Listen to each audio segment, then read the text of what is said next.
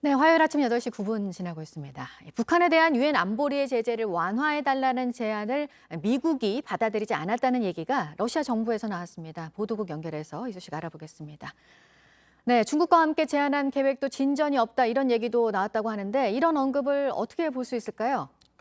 네, 러시아 외무부 국제기구 국장이 표트리 일리체프가 현지 시간 19일 대북 제재가 인도적 주의적 측면에서 문제가 있다며 오래전에 완화를 제안했다고 밝혔습니다.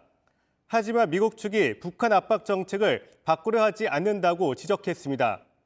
그러면서 러시아와 중국이 함께 제안한 4단계 계획에도 대북 제재 완화 내용이 있지만 진전이 없었다면서 아쉬워했습니다. 일리체프 국장이 언급한 4단계 계획은 2019년 러시아와 중국이 함께 구상한 공동행동 계획인 걸로 보입니다. 당시 러시아 안보회의 서기는 문재인 대통령과 면담하며 공동행동 계획에 대해서 설명했습니다. 하지만 문 대통령이 미국과도 협의가 필요하다고 밝혔습니다. 공동행동 계획에는 북한 비핵화와 관련해 러시아와 중국의 역할이 담겨 있다는 추측이 있습니다.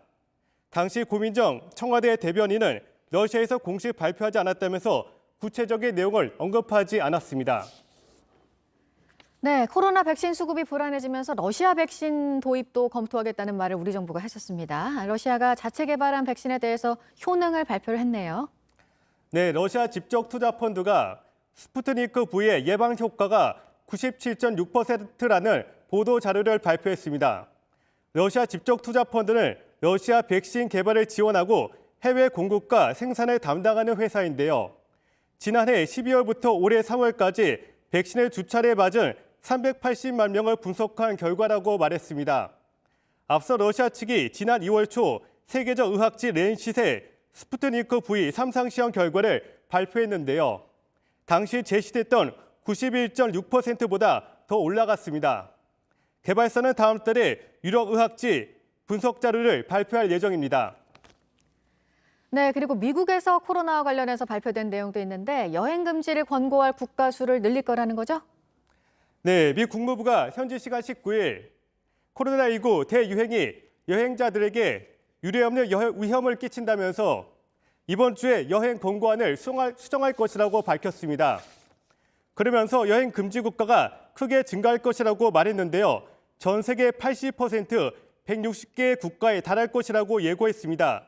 현재 미국 정부가 여행 금지를 발령한 나라는 모두 34개 국가인데요. 여기에는 북한과 러시아, 이란, 아프가니스탄 등이 포함되어 있습니다. 국무부의 여행 경보는 사전 주의와 강화된 주의, 여행 재고, 여행 금지 등으로 모두 4단계로 나뉘는데요. 우리나라는 작년 11월에 여행 재고에서 강화된 주의로 완화되었습니다. 지금까지 아침엔 지금 JTBC 박지훈입니다.